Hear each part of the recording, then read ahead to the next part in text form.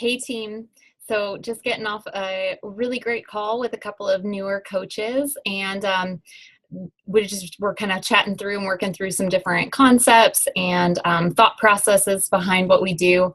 And usually I find that if somebody has a certain concept, it's usually not alone to them. I know I've actually worked through many of them myself. So I thought I would make just a really quick recording, kind of working through some of what we were chatting about in the call, in hopes that this will also offer some value to you or some potential coaches that might come into your organization that might also need some help navigating through this. So one of the first concepts I usually hear from people is that they do not want to sell.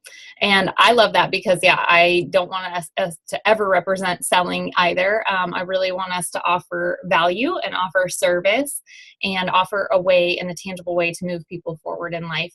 So one of the ways that I kind of broke through that same concept for myself when I first started coaching, my background was in rehab and occupational therapy. So people used to come to us broken, looking for change, wanting to create a healthier life for themselves, wanting to move forward in some areas, either start doing some things or improve in some activities of daily living for themselves. And what we would do, they would come to our clinic and they would say, okay, here's what I want. And so we would map out what are the best tools to move them forward to get creating that. And that's exactly what we do as coaches now when people come to us broken, looking for a way to change. And we have a tangible, very tangible way to move them forward. And that's, again, why we also always offer the health assessment first, to figure out and awaken, where are they now? What would they most love to create in their health and in their lives? Where are they currently? What's that gap in between? And then we work through, what are their daily habits? What does it look like for them right now? So that we can know then, based off of what their current reality is and what they're desiring most, how we can help move them forward. And so that's what I loved was, again, this was just a different, when somebody's coming into your coaching practice, then you're giving them that same kind of evaluation, that same type of health assessment to figure out what do they want and what vehicle we need to put them in to get them there the quickest.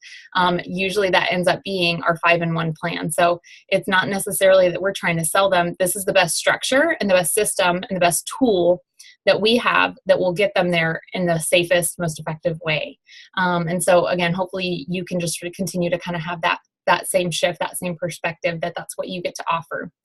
The other big one that I hear a lot is, the making, and that's where the sales kind of thing comes into mind too, of we're making money off of people that are ordering their program. But again, for myself, when I first started coaching, I had a 3-year-old and a 6-month-old. And so I had even been looking at what are some different options of how I can move people forward, because I had a big heart to serve and I really wanted to make an impact. And so I was looking at a ton of different fields and different ways that I could do that, but still have the life I wanted by being home with my kids. But I was looking at personal training. I was looking at a lot of different routes. And what I kind of discovered over the time with that is that's actually so much more sales driven than anything else. But then also I knew that I would have a very hard time with the money that would need to exchange hands in that kind of course and in that kind of route. And that's what I loved about coaching with Optavia, is that it actually is so much different, because there's no money exchanging hands whatsoever. They're going through a different route. They're basically essentially paying for their groceries. And then I'm getting compensated for the service I'm providing for them. So again, for you, you're not getting compensated for selling something. You're getting compensated because you're agreeing to serve them at a high level and be their guide and plug them into the resources and be that accountability partner for them. So you're getting, again, compensated for the service you're providing for people. And so that's what makes us so unique and so different.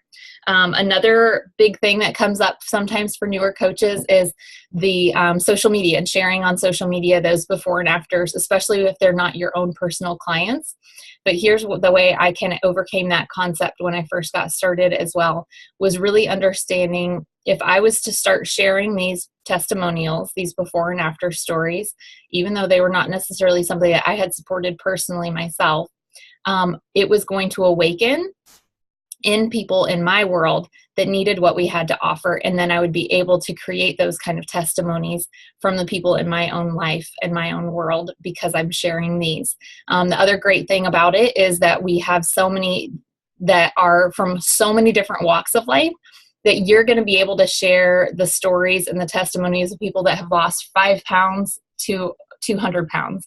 You're going to be able to share teenager stories all the way up to senior citizens stories, all in between. And so that, again, is such a great way to start branding yourself as a coach, so that people know that you have this service to provide, that you have a tangible tool to move them forward and create the life that they want, and that it can help any array of person, any of their desired goals. It really can assist and move them forward.